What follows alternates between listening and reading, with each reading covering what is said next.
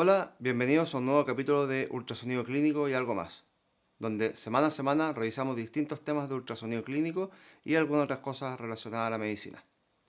Para empezar, quería darle las gracias a Luis Barba, el suscriptor número 1000. Ya llegamos y pasamos la barrera de los 1000 suscriptores, así que les agradezco a cada uno de ustedes y sigan así para que el canal pueda crecer lo más posible. Muchas gracias.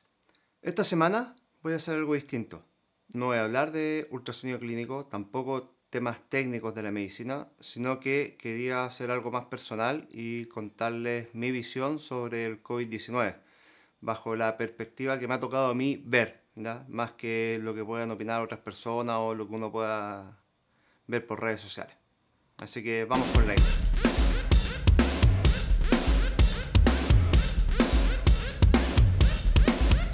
Bueno, entonces como les comenté, quiero compartir con ustedes mi punto de vista de todo esto y para eso igual es necesario que los que no me conozcan conozcan un poco sobre mí, ¿ya? Así que para empezar yo me considero alguien simple, ¿ya? No soy especialista en desastres, ni especialista en pandemia, no soy infectólogo, no soy epidemiólogo ni salubrista. Me carga igual que mucha gente que tampoco lo es, anda arrogando esos términos en redes sociales y hace pura opinología, sin tener la formación necesaria. Yo estoy muy en contra de eso, por lo tanto, si yo me pudiera considerar algo, sería primero un youtuber, ¿ya? Que en verdad prefiero para eso que andar con 1000 títulos bajo mi nombre del delantal, que tampoco uso. Y segundo a eso, soy emergenciólogo y terminé mi formación en el año 2012. Desde entonces me he mantenido trabajando en un hospital público y en uno privado.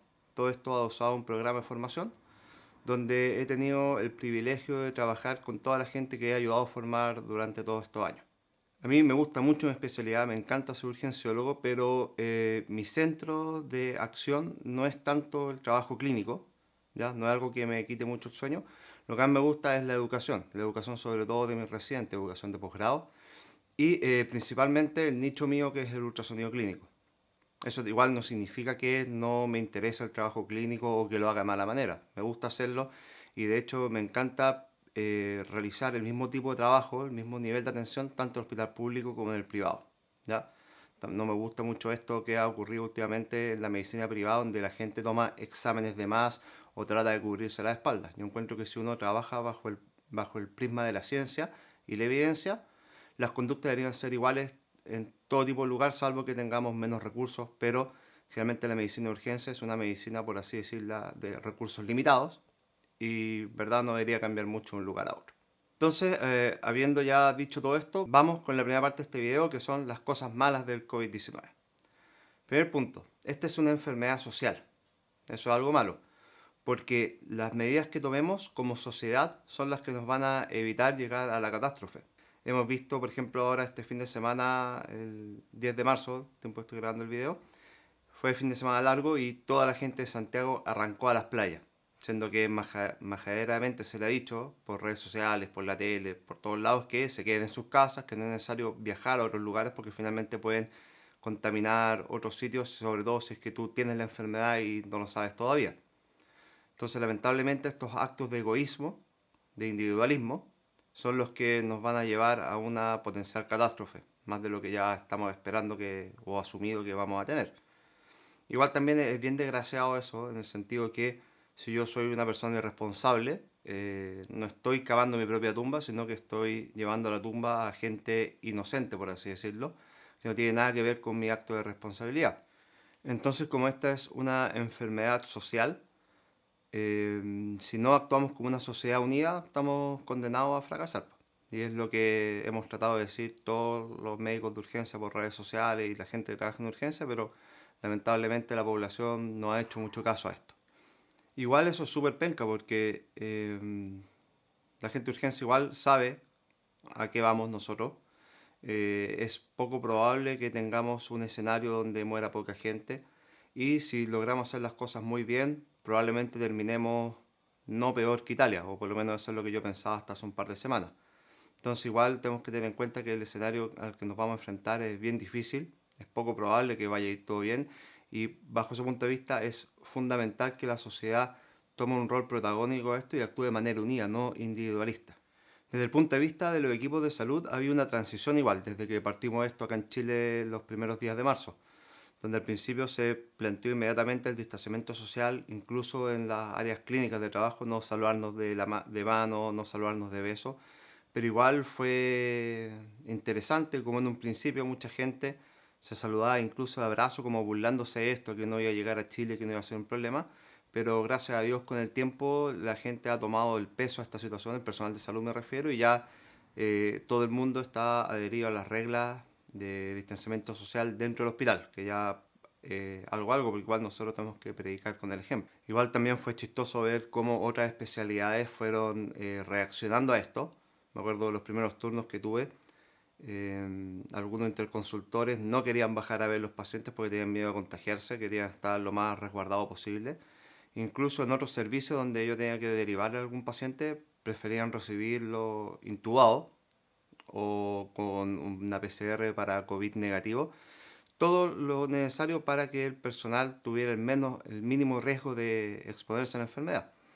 Igual es chistoso porque si vemos las noticias, lo que está ocurriendo en otros países, es imposible que si tú trabajas en un hospital y no te dedicas a la medicina de urgencia, no llegues a toparte con esta enfermedad. Te puede llegar por todos lados. Puede ser un paciente que te derivaron a tu servicio COVID negativo y de repente empieza con los síntomas porque nosotros no nos dimos cuenta en la urgencia.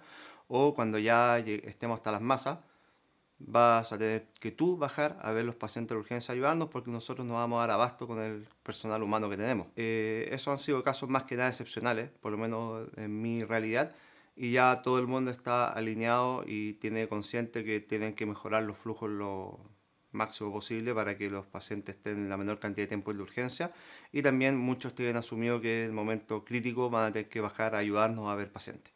Para terminar, y sin meterme mucho en política, esto es un problema de salud pública. Por lo tanto, nosotros como personal de salud debemos acatar las órdenes que nos dan nuestras direcciones y también las órdenes que da el gobierno. Me acuerdo al principio también de esto, como que, pucha, qué lata, llega el paciente, tengo que tomarle la PCR, tengo que notificarlo, llenar 3 formularios, mandar un correo. Tengo 20 pacientes más por ver por lo mismo, que probablemente están todos psicoseados por esto, ninguno cumple los criterios como tal. Entonces, qué lata tener que dejarle licencia por tantos días, puede que después no se las paguen, voy a perjudicar al paciente, cómo voy a justificar este reposo. Y finalmente eso nos llevaba a patear la perra y no llenar ningún papel.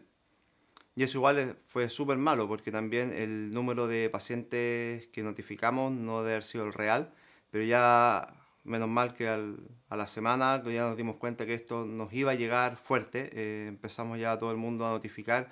De hecho, un grupo creó una aplicación web para poder hacer la notificación de los pacientes de manera mucho más fácil y rápida, ¿ya? Entonces, finalmente, partimos de un punto de escepticismo de la gente de la salud sobre la enfermedad y un poco de reticencia a cumplir con todas las normativas que nos obligaba la salud pública, a finalmente alinearnos completamente con ello y remar todos para el mismo lado, que es lo que deberíamos hacer como sociedad en este minuto. El segundo aspecto malo de esta enfermedad es que nos ataca en el punto más débil que tiene la salud, y no solamente en Chile, sino que mundial, y nos ataca justo en el flujo de pacientes, en el atochamiento.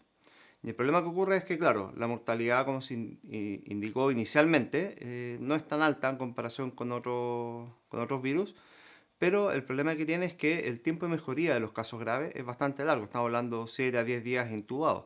Y eso lo que hace finalmente, por la gran cantidad de contagios que hay y la gran cantidad de enfermos que se produce, es que el porcentaje de pacientes críticos es más de lo que podemos ver y crece de manera tan rápida que nos colapsa nuestras UCI. Al colapsar las UCI, produce un colapso de los servicios de urgencia y finalmente no tenemos cómo poder admitir más gente. Al no poder admitir más gente, claramente pacientes enfermos con COVID o con otra patología de tiempo dependiente no tienen cómo ingresar y finalmente la mortalidad se empieza a disparar. Y ahí es donde nos ataca nuestro talón de Aquiles. Y esto no solamente en Chile, sino que en todo el mundo. Sistemas de salud que uno nos miraba como ejemplo, colapsaron rápidamente si es que no lograron aplanar la curva. Y a eso es lo que tenemos que apuntar nosotros, aplanar la curva para que nuestro precario sistema de salud, tanto público como privado, pueda aguantar la cantidad de pacientes críticos que van a llegar. El virus es más desgraciado todavía porque incluso imaginemos que logramos tener, no sé, 1000 ventiladores más, tenemos un ventilador para cada paciente, lo cual es imposible, pero imaginemos que lo tengamos. Basta con que alguien del personal de salud se enferme para que contagie al resto y los que no están contagiados entren en cuarentena solamente por haber estado cerca del caso índice y finalmente quitamos 2 o 3 turnos de personal de salud de un área crítica, ¿ya? Gente altamente entrenada que sabe hacer muy bien su trabajo, por ejemplo en las unidades críticas, y eso finalmente va a hacer que tengamos ventiladores, tengamos pacientes cama, pero no haya quien pueda atender al paciente. Lo mismo ocurre en la urgencia, lo mismo puede ocurrir en pabellón o en algún servicio de cirugía. Entonces, ya tenemos la primera parte que nos ataca el flujo de pacientes y nos quita la capacidad de poder atender pacientes críticos. Segundo punto, nos ataca el personal de salud, haciendo que estos salgan del hospital, no puedan estar trabajando y nos colapsa porque no tenemos capital humano para trabajar. Y finalmente, el tercer punto dentro de esto es que nos ataca el abastecimiento. ¿Ya? Ya vimos cómo se disparó la demanda por mascarillas, por insumos críticos como ventiladores mecánicos, monitores, y finalmente todo esto lo que hace es que capotemos por todos lados, ¿ya? No tenemos cama, no tenemos cómo poder aumentar nuestra capacidad de cama porque todos los países están vueltos locos, acaparando ventiladores, acaparando EPP, y finalmente se nos enferma el personal de salud y tampoco tenemos personal que pueda atender los pacientes.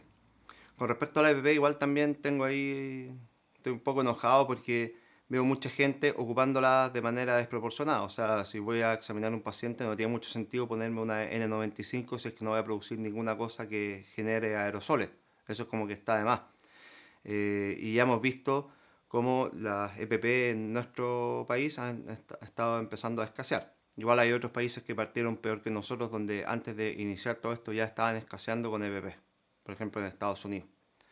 Así que ahí también hay otro problema de esta enfermedad. Vamos ahora con el tercer punto negativo de esta enfermedad. Los turnos están cada vez más pesados.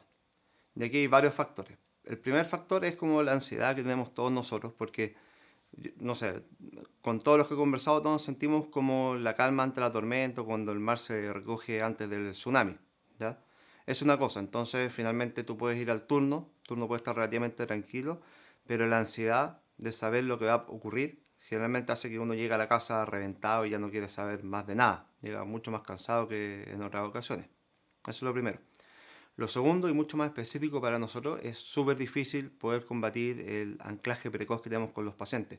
Paciente que llegue con fiebre o con disnea súbita o peor aún con requerimiento de oxígeno, es muy difícil que uno le pueda sacar el cartel de COVID positivo, ¿ya? Y de esta forma se nos pueden pasar perfectamente tromboembolismo pulmonar, disecciones aórticas, infartos con supra, shock séptico de foco quirúrgico. Entonces está bastante difícil trabajar en este momento en la urgencia, ¿ya? Sobre todo sumándole a esto que está llegando cada vez menos pacientes con patología no respiratoria porque todo el mundo está asustado guardándose en su casa y no está consultando de manera precoz.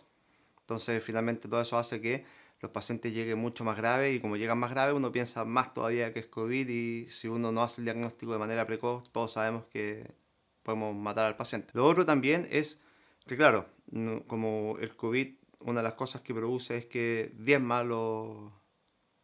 el staffing de los servicios de urgencia, uno está súper asustado y cree que todo paciente que ve es COVID y por todo paciente uno se está disfrazando.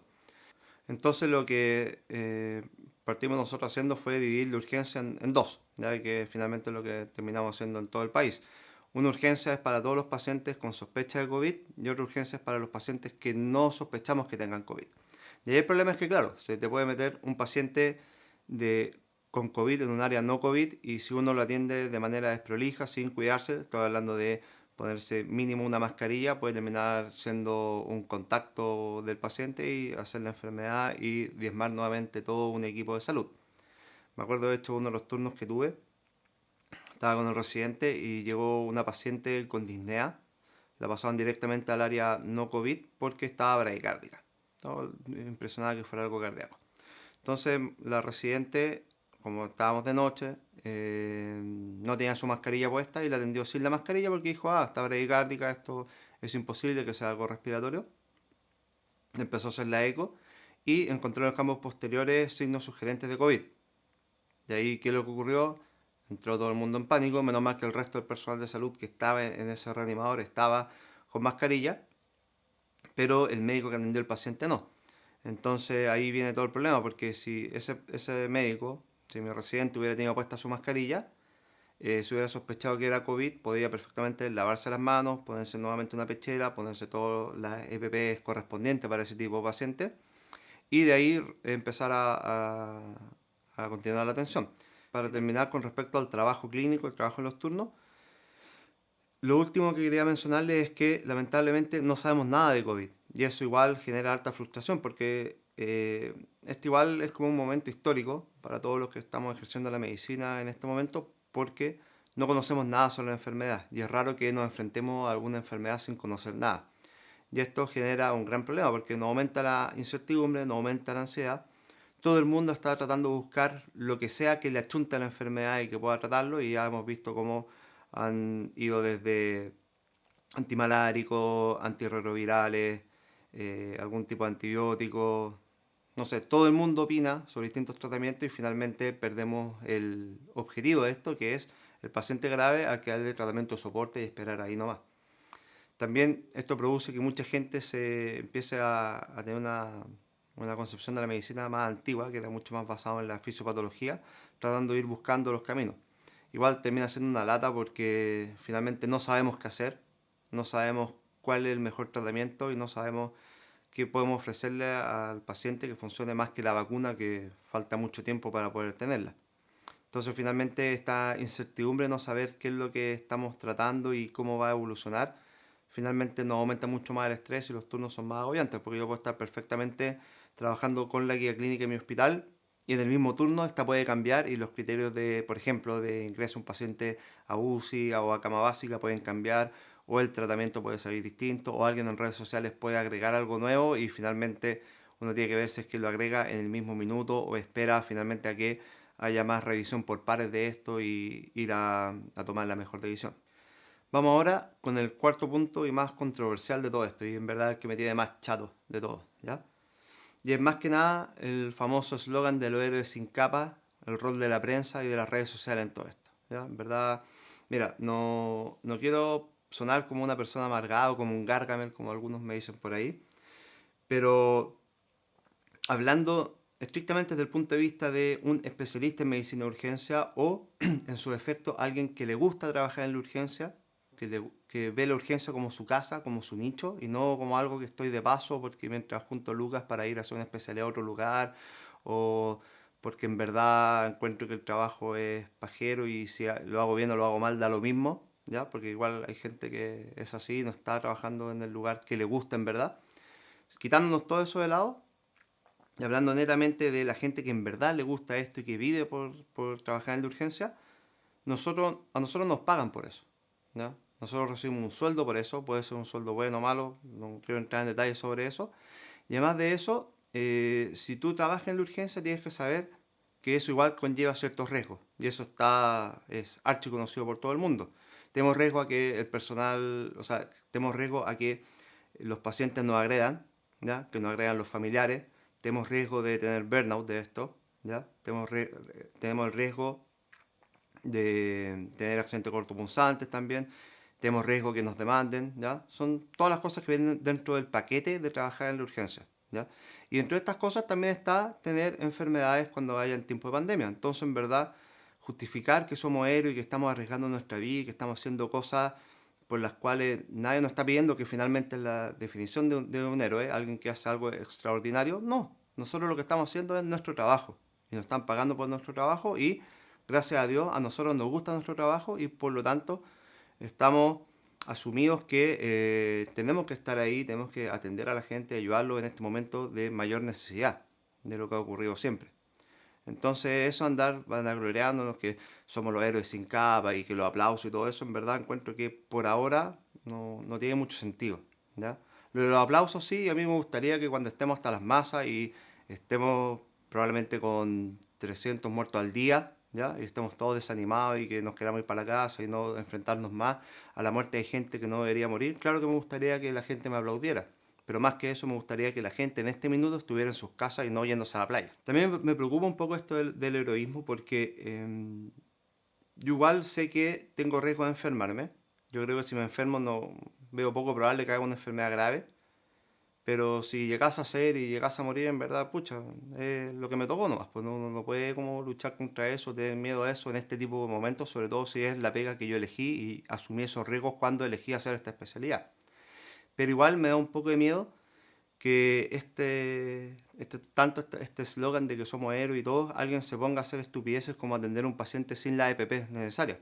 Yo por lo menos con todo lo que he conversado, todo el personal de salud, no solamente los médicos, ninguno está dispuesto a ver un paciente si no tiene las condiciones mínimas para trabajar, ¿ya? Porque eso, más que ser un héroe, es ser un estúpido, porque primero me pongo en riesgo yo, pongo en riesgo mi personal de salud, que es algo gravísimo y que es uno de los principales problemas que tiene esta enfermedad, como les conté al principio, y tercero, pongo en riesgo mi familia.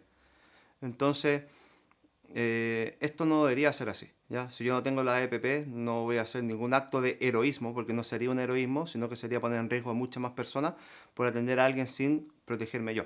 Tenemos que tener en cuenta que, a pesar que tengamos todos los ventiladores y todos los insumos del mundo, el capital humano dentro del hospital es algo crítico que no tenemos que disminuirlo. Entonces, bajo ese punto de vista, no nos digan héroes, no somos héroes y solamente estamos haciendo nuestro trabajo. Igual me acuerdo lo que me dijo Andy la otra vez, es un día en la oficina más, aunque esté la escoba. Y hablando un poquito del miedo, en verdad, como les dije, yo no tengo miedo a tener que enfermarme o, bueno, si llego a evolucionar mal y me llego a morir, ya será nomás. Tampoco le tengo mucho miedo a eso porque, ya, no sé, como que yo vivo el día a día nomás, no me preocupo tanto de las cosas a futuro.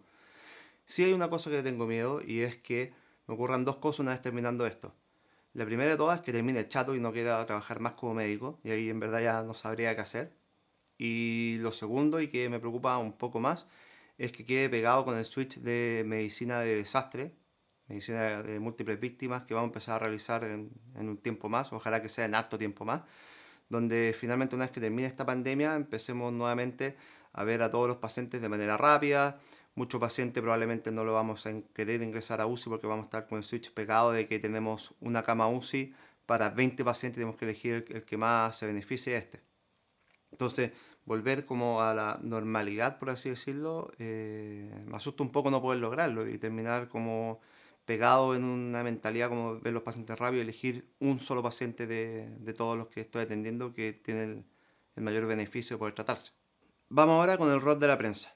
Los que más han estado con esta cuestión de que somos héroes, es la prensa, ¿ya? Estoy chato porque en verdad la prensa debería en este momento tener un rol mucho más educativo, que no lo ha tenido, y ser más majadero en lo que está ocurriendo en otros países. Porque ya vimos que la educación, hablando sobre la enfermedad en sí, que vayan distintos médicos a pasearse por los matinales, por los noticieros, contando cómo funciona la enfermedad y por qué tenemos que aplanar la curva, no está funcionando, ¿ya? La gente acá en Santiago no le ha tomado mucho conciencia de la enfermedad. Ya vimos nuevamente lo que ocurrió este fin de semana largo, que todo el mundo arrancó de Santiago, siendo que tienen que estar en sus casas.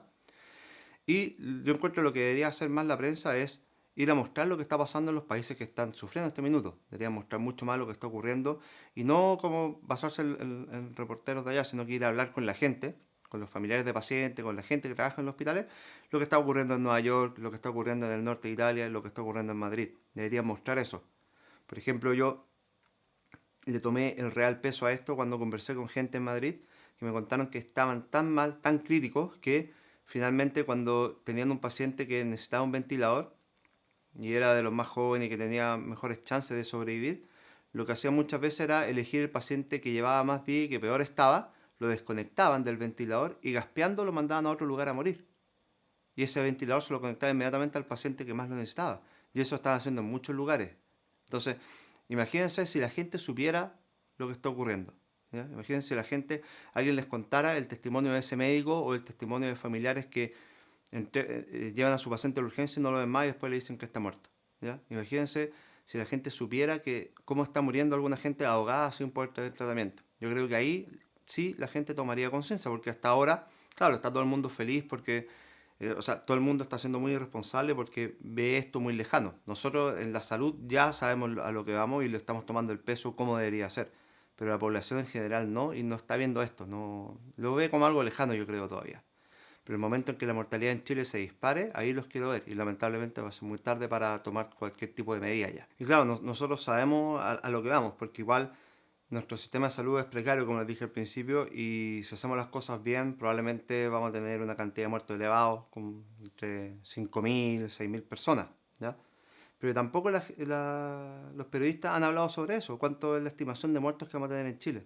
Eso probablemente sea algo un poco más fácil que la gente pueda digerir y tomar conciencia finalmente con eso. ¿Ya? Imagínense tener 5.000 muertos en Chile y después, claro, todos van a andar ahí rasgando vestidura y que el gobierno no hizo esto, que lo otro, o que, no sé, vamos a pasar de héroes a villanos porque se nos está muriendo todo el mundo o porque no podemos tratarlo a todos. Pero claro, cuando ellos tuvieron la oportunidad, cuando la población tuvo la oportunidad de tomar medidas eficaces como mantenerse en su casa, no lo hicieron, pues. ¿Ya? Fueron al mall, se fueron a pasear al supermercado una vez por semana, a arrendar perros para poder salir a la calle, se fueron a la playa el fin de semana, o sea, no, la gente no tiene conciencia y finalmente, como les dije también en un principio, como esto es una enfermedad social, todos vamos a pagar los platos rotos de la responsabilidad de, no sé si la mayoría, pero espero que de la minoría.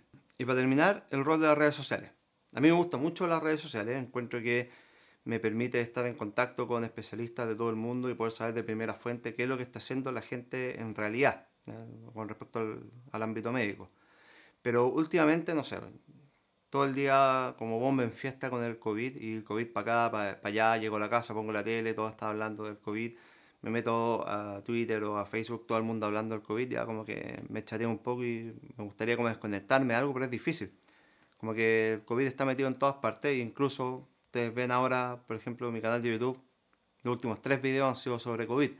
Entonces, otros videos que he tenido programados tienen súper pocas visitas porque en verdad todo el mundo quiere solamente informarse y saber cosas de COVID.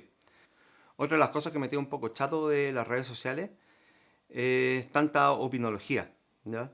O sea, mucha gente ocupando su título de médico empieza a hacer opiniones personales, tratando de pasarlas como si fueran una opinión de experto que no lo son, ¿ya? Y muchas veces eso crea desinformación o crea pánico, lo cual es malo en estos momentos, ¿ya? Nos ayuda a mantener la tranquilidad en vez de dar mensajes positivos. Entonces igual lo encuentro un poco irresponsable y encuentro que hay mucha opinología, mucha selfie, ocupando EPPs que no tienen sentido, muchas fotos de, mira, estoy intubando al paciente, qué bacán soy, y finalmente uno después empieza a ver ahí los comentarios y empieza a ver solamente discusiones de pelea y todo. Yo creo que en estos momentos lo mejor es tratar de escribir lo mejor posible toda la información en redes sociales y seguir a 2 o 3 personas que sean expertos en cuidados críticos, porque ya ni siquiera puede ser experto en COVID, una enfermedad que lleva con suerte 4 meses, eh, y saber bien a quién seguir y cualquier información que veamos en redes sociales, compartirlas con nuestros pares para poder tener una revisión por pares, por así decirlo, y tratar de ver de toda la basura que hay, cuáles son las cosas que sí son importantes y vale la pena seguir y aprender. Así que, más que nada, esa es como mi opinión con respecto al rol de las redes sociales, ¿ya? Muy pocas cosas sirven, la mayoría es basura o pelea o alguna opinión personal tratando de ser un troll de internet o algunos que incluso son los peores tratan de meter como tratar de sacar un usufructo político de toda esta situación en vez de mantener la unión de todo el equipo de salud para ir hacia adelante. Me queda otra cosa más, ¿ya? Que es lo que me tiene más chato todo, de todo, todo, todo, todo. Son las empresas que nos mandan comida al turno, ¿ya? Como les dije al principio, no somos héroes, a nosotros nos están pagando por esto, ¿ya? No necesitamos que nos lleven comida, ¿ya? Sobre todo si es que piden que a cambio de eso publiquemos las fotos en redes sociales y finalmente nos ocupen como que se estén aprovechando de nuestro trabajo para hacer promoción de sus productos, ¿ya? Yo preferiría más que nos traigan pizza o hamburguesa o chocolate, la cuestión que sea. Preferiría mucho más que las empresas de las que nosotros sí dependemos se pudieran poner con insumos. Por ejemplo, uno de mis amigos en Viña tiene una fundación y hizo una donación de colchonetas para poder poner pacientes en prono. Súper buena idea. Si no hay, muchos hospitales no tienen la suficiente cantidad de equipo para poner pacientes en prono. O por ejemplo, yo he estado en conversaciones con un distribuidor de equipos médicos para conseguir un ecógrafo extra para mi servicio, lo cual también es algo que es súper útil. Y esas son donaciones que valen la pena. Imagínense que frazadas, ¿ya? Hay cosas muy simples que en hospitales en regiones necesitan y claramente útil. Almohadas, frazadas, imagínense, un par de camillas, ¿ya? Hay muchas cosas que son mucho más útiles que nos lleven comida que en verdad, pues ya, está bien, gracias por preocuparse de nosotros, pero necesitamos cosas que son mucho más útiles y tampoco me gusta mucho que ocupen eso como para hacer publicidad. No sé, como... No quiero ser Gargamel, pero todas estas cuestiones me enchuchan un poquito.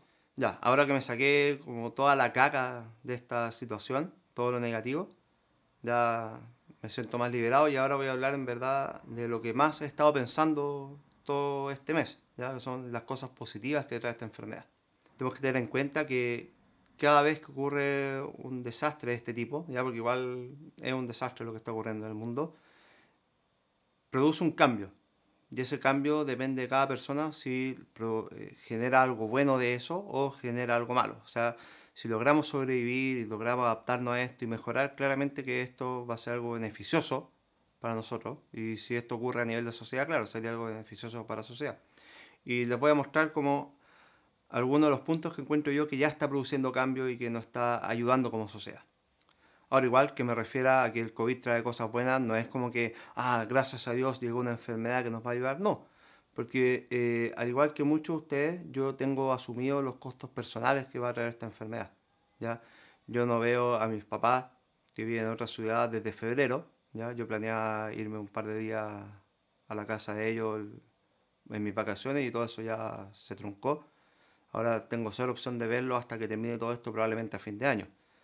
Y, por ejemplo, mi abuela tiene 90 años, es autovalente, sana, no tiene ninguna patología importante, pero yo sé que si se enferma no va a tener acceso a terapia intensiva y nada, si se enferma grave va a morir.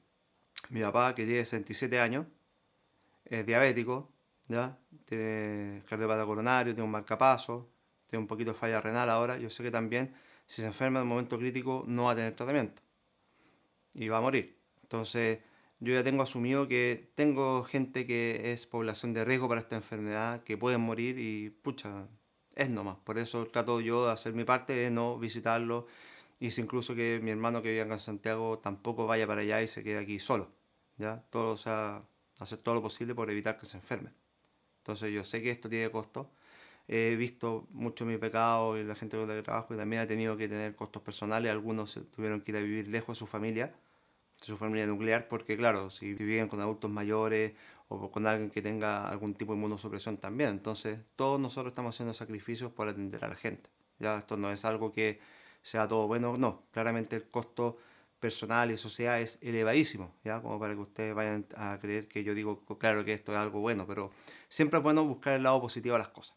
Así que con actitud positiva, el primer cambio profundo que he visto que ha ocurrido con esto es cómo se han fortalecido los equipos de salud. Por ejemplo, en el hospital público donde trabajo, eh, hay un grupo de postbecados que durante su formación, ¿verdad? Como que me tenían bien chato ya. Ya no los creía porque eran super millennials, buenos para reclamar por todo, como que no se tomaban el trabajo en serio.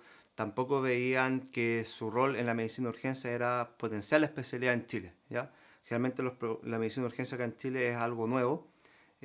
A pesar de que lleva varios años, no ha tenido un crecimiento como uno lo esperaría y recién hace un par de 5 años, más o menos 6 años, ha estado ya creciendo y hemos formado una sociedad, hemos sido cada vez más, eh, hemos tenido un rol más preponderante en los servicios de urgencia. Entonces, bajo ese punto de vista, igual espero que toda la gente que yo formo y que después va a trabajar conmigo tenga esa misma idea. Pero estos no, pues estos generalmente andan como haciendo sus cosas. Y bueno, por último, si trabajáis bien, está bien, pero fuera de eso, a pesar de que lo hicieran, igual tenían actitudes medias raras, pues, ¿cachai? En vez de ir a apoyar el servicio de urgencia, en vez de tener críticas constructivas o proponer soluciones, lo único que hacían era todo el día reclamar, pelear con la jefatura técnica, ya ahí molestaban a la vieja chica, ¿cachai? A cada rato, ustedes saben quiénes son. Y nada, pues como yo vi eso, y yo era el más viejo que estaba en ese minuto porque mi compañero Oscarín, que era el otro más viejo que había trabajando en la urgencia especialista, terminó su evolución y se fue a trabajar a otro lugar. Igual me da lata como irme y dejar a toda esta gente que estaba lo único que hacía era pelear y criticar, siendo una actitud positiva, en un ambiente que es académico, porque finalmente iba a repercutir en la formación de becado y como a mí me interesa mucho eso, finalmente dije ya, filo, anda, voy a seguir trabajando acá, que no me molesta mucho, pero como ya estoy más obligado, es como si estuviera en una evolución. Me da lata como irme y que quedara ahí toda una pelea de gente y finalmente perdiéramos un gran campo clínico que tenemos. No, yo estaba en eso, ya estaba asumido que me iba a tener que quedar aquí un tiempo hasta que llegara más gente con una mejor actitud de trabajo en equipo, hasta que vino esta cuestión de la pandemia. Y pucha, en verdad ayudó mucho el ambiente laboral, mucho. Todo el mundo, todo este grupo de gente que estaba haciendo cualquier cosa, como que no quería trabajar mucho en serio, que no era propositivo, se metió al hombro todo esto, todo esto. Algunos de ellos fueron a pelear majaderamente a la dirección del hospital para empezar a crear los protocolos, a dividir flujos, empezaron a investigar qué cosas estaban funcionando en otros países, qué cosas no, para preparar todo un plan de contingencia para enfrentar esta enfermedad. Y muchos de ellos tomaron un rol protagónico en esto, se han partido el lomo trabajando en esta cuestión y en verdad encuentro que tenemos un grupo humano tan bueno que, nada, pues encuentro que soy un afortunado por trabajar con gente de esa calidad profesional, de ese trabajo en equipo. Los becados también pues, se han portado excelentes, tenemos todo dividido para funcionar y finalmente viendo cómo este grupo de gente que antes estaban con su cabeza en cualquier parte están tan focalizados en el trabajo en equipo que encuentro incluso que una vez terminando toda esta pandemia, en verdad yo ya no tengo para qué seguir ahí, me puedo ir a trabajar a otro lado si quiero, ¿ya? Entonces eso igual muestra cómo un equipo que estaba totalmente destruido, este estrés nos haría finalmente centrarnos en el trabajo y cambiar nuestra actitud, ser un grupo mucho más propositivo, tomar liderazgo. Ya mucha gente que no estaba ni ahí con ser líder de nada, ahora son grandes líderes dentro de su área. ¿Ya? Entonces, en verdad, les doy las gracias a toda la gente que trabaja conmigo en el hospital público, en el privado también, pero sobre todo en el hospital público donde estoy, que sean, o sea, no sé, les doy todas las gracias y estoy feliz de poder trabajar con ustedes. Incluso aunque vayamos directo al desastre y, no sé, nos vaya súper mal en todo esto, igual estoy con la confianza que lo hemos dado todo para prepararnos para enfrentar esto. Así que en verdad, tanto miedo de lo que vaya a ocurrir no tengo, porque sé que hemos hecho todo lo humanamente posible. ¿Ya? Así que muchas gracias a todos ustedes. Como les dije, son estos momentos de crisis lo que sacan lo mejor de cada persona y podemos lograr grandes cosas. Otro de los aspectos positivos de esta enfermedad es que una vez que pase todo esto, yo creo que va a cambiar la forma en que vemos la medicina. Por ejemplo, ahora con la escasez de PP, lo que vi que estaba haciendo alguien en España era que en sus visitas ya no es como que pasa el TENS, ya es una cosa, pasa el enfermero, hace otra, pasa el KINEP, hace otra, pasa el médico de la urgencia, hace otra cosa, y después viene el médico que va a recibir el paciente y vuelve y hace otra cosa. Eso ya serían 6 equipos de EPP perdidos. ¿Ya? Lo que están haciendo ahora es que entre una persona y esa persona que entra hace todas las cosas. Administra el tratamiento, le toma el electrocardiograma al que tomarlo, examina al paciente, evalúa al paciente y finalmente le cuenta al resto del equipo que está afuera de la unidad todos los hallazgos que encontró y todas las cosas que se hizo. Entonces, finalmente eso va a llevar a que la medicina ahora sea un trabajo mucho más de equipo, ¿ya? Donde ya no es como que cada estamento de salud va por su lado, sino que todos trabajamos en lo mismo y todos centrados en el paciente, ¿ya? Ya no se va a centrar más como en, no es que yo veo solamente esta parte, no. Estamos hablando de algo mucho más global, ya ni siquiera especialidad, sino que de el ámbito de salud. Por ejemplo, yo no veo descabellado que los enfermeros o los técnicos o los kines aprendan ultrasonido pulmonar, si ya están vestidos y necesito que evalúen al paciente, lo pueden evaluar ellos, ¿ya? No es descabellado, por ejemplo, que nosotros tomemos electro. Igual yo siempre le enseño a mis residentes y a los internos que están conmigo a que aprendan a tomar electro, porque uno igual en un reanimador debería saber hacer todas las labores, ¿ya? Pero yo encuentro que este es el momento en que cambiemos la forma de ejercer la medicina y trabajemos como un equipo cohesionado, ¿ya? Donde perfectamente yo puedo hacer la evaluación respiratoria del paciente como desde el punto de vista de kine, ¿ya? Y no necesariamente sea el quien el único que tenga que hacer eso, ¿ya? O cosas más simples, por ejemplo, yo no tengo ningún problema en que si estoy vestido completo tener que pasarle la chata al paciente para que lo ocupe, o por ejemplo darle un vaso de agua para que tome, ¿ya? O sea, tenemos que todos tratar de hacer todas las cosas para ahorrar la escasa cantidad de PPs que ya tenemos y eso que todavía ni siquiera hemos entrado en la parte más difícil de esta pandemia, por lo menos acá en el país. Otra de las cosas importantes que le he estado diciendo mucho a los médicos generales que están trabajando conmigo es que olvídense ya esta cuestión de examinar a todos los pacientes, ¿ya? Tenemos que examinarlo y tomar una buena historia, claro, cuando ingresan y cuando vemos que no está siguiendo el curso esperado de su enfermedad y de su evolución. Pero imagínense, tengo que pasar visita a una sala con 10 pacientes, ¿ya? Y de esos 10 pacientes hay uno solo que está mal y todo el resto está bien.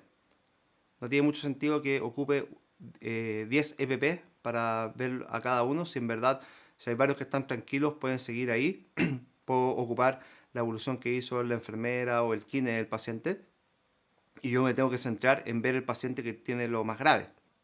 Otra de las cosas que ya estamos viendo es el boom de nuevas tecnologías, ¿ya? Por ejemplo, ultrasonido pulmonar, que, bueno, toda la gente de urgencia que tiene nicho en el ultrasonido clínico sabe que es infinitamente mejor que las radiografías, que no deberíamos ocuparlas, pero una vez que ya se inició esta pandemia, hemos visto cómo varias sociedades de radiología, varios países, parten su evaluación de imágenes con el ultrasonido clínico por el médico de la urgencia en el sector, ¿ya? Eh, Sabemos que para esto el escáner es ideal para buscar las lesiones, pero es impracticable tomarle un escáner a todos los pacientes que llegan de urgencia, o sea, reventar el sistema de salud, reventar los tiempos de espera. Entonces el ultrasonido ya se ha posicionado como una gran herramienta para el triage, para buscar los diferenciales y para guiar el tratamiento posterior de estos pacientes. Así que el ultrasonido con esto ya quedó instalado en el mundo médico, por ejemplo. Las impresoras 3D. Hemos visto que en muchos lugares están construyendo sus propios escudos faciales, ¿ya? Hemos visto también cómo han creado estas cajas para intubar, que en verdad encuentro que no son útiles, pero bueno, están ahí sacándolas.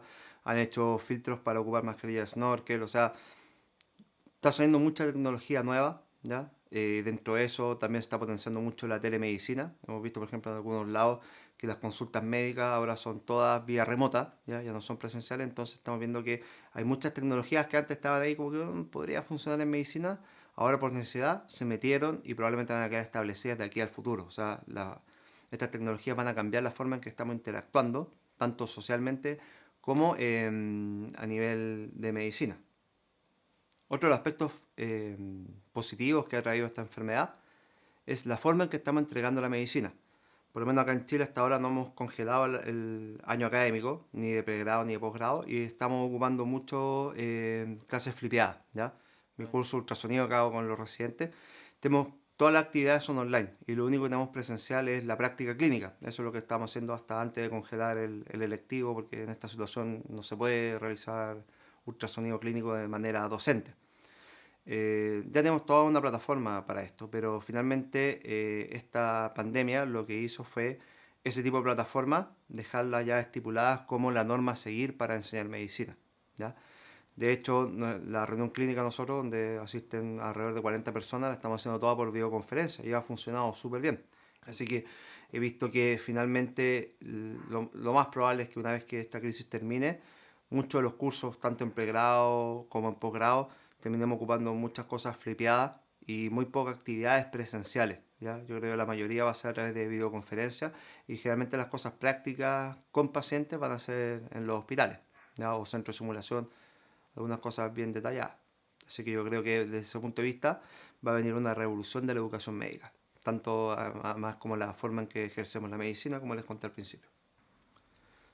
Otra de las cosas que veo que también va a cambiar, y de hecho ya como que se están viendo unas luces de esto, es que los papers veo que ya nos dan abasto, ¿ya? O sea, siempre hemos escuchado el término que dice, si tú quieres aprender la medicina hace 10 años atrás, lee un libro, si tú quieres aprender la medicina de los últimos 5 años, lee un paper, pero si tú quieres saber lo que está ocurriendo en este minuto, ocupa las redes sociales, ¿ya? Ahora hemos visto cómo varias revistas las revistas clínicas han tirado paper así bien, así como por la desesperación de publicar y compartir información, varios papers de discutible calidad metodológica, por lo menos los papers que yo he visto yo de ultrasonido, pero sin mencionar el que salió ahora de antiviral, que ya lo ningunearon por todos lados.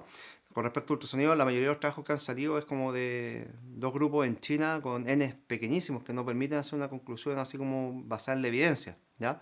Menos mal que todo esto igual tiene un sustento de alta evidencia de las neumonias virales que hemos tenido ya muchas veces por influenza o por la enfermedad. Entonces igual ya la evidencia ahí no es tan mala, pero con respecto al tratamiento, por el apuro de sacar papers y que finalmente uno tiene que pagar por sacar por publicar y todo eso, este negociado que hay en la revista, no está dando abasto, pues no está, eh, no nos da la respuesta a la demanda que tenemos de información ahora ya. Y lo que sí lo está haciendo es la opinión de expertos a través de redes sociales. Entonces yo veo igual que en un futuro podría existir algún tipo de red social que sea evaluada por pares, como hay algunos grupos que lo están haciendo y que realmente la gente que es asiduo a redes sociales lo sigue porque sabe que eso igual tiene un nivel de seriedad mayor que el comentario antojadizo que hace cualquier persona ocupando su título como si fuera una eminencia en algo, ¿ya? Bajo su punto de vista, yo creo que, claro, en el futuro probablemente los papers van a desaparecer o ya no van a tener ese rol tan protagónico que tienen en la carrera académica y en la investigación, como sí va a ser la revisión por pares hecha en redes sociales, algo que no tiene ningún tipo de lucro, ¿ya? Y que es de libre acceso a todo el mundo, que es como en verdad debería ser la ciencia. Entonces yo encuentro que probablemente la semilla de la nueva forma de entregar conocimiento científico se está plantando en esta crisis y es lo que va a llegar en un futuro. Y para terminar, yo creo que esta pandemia igual va a cambiar la forma en que todos vemos la vida, ¿ya? Yo personalmente, por el trabajo de urgencia, siempre vemos gente que muere sin despedirse de sus seres queridos, muere eh, de manera súbita, ¿ya? Y vemos muchas veces el sufrimiento de sus familiares, además de por no poder despedirse de ellos, o de repente, no sé, estaba peleando con mi papá y falleció de manera súbita y no le pude decir que en verdad estaba arrepentido de estar peleado por una tontera y todas esas cosas. Entonces, todo eso hace que generalmente la gente que trabaja en urgencia no se aferre tanto a cosas superfluas o no tenga una vida con resentimiento, sino que traten de vivir al máximo el día a día y no pelearse con sus seres queridos y agradecer con toda la gente maravillosa que uno tiene al lado, ¿ya? Pero lamentablemente mucha gente de la sociedad no lo ve así y vive una vida mucho más egoísta, por así decirlo. Y yo creo que una vez que pasemos esto y que hayamos evidenciado la cantidad de gente que va a morir, nuestra forma de ver la vida y de las prioridades van a cambiar y probablemente va a ser que seamos una mejor sociedad. Bueno, eso es un poco lo que tenía que contarles de mi opinión sobre el COVID-19 y espero vernos en un par de semanas más con un nuevo video. No olviden suscribirse al canal, activar la campana para ver los últimos videos. Y nuevamente, si alguno de ustedes tiene alguna sugerencia de algún tema que le gustaría que abordara en el canal, déjenlo en los comentarios y vamos a empezar a hacer videos por las cosas que ustedes quieran. Entre medio de eso voy a seguir igual tirando los videos que ya tenía preparados sobre otros temas. Así que se viene un video que en este minuto no tiene mucho sentido, que era cómo poder prepararte para dar un examen oral en tu residencia. Así que chao y nos estamos viendo. Hasta la hora.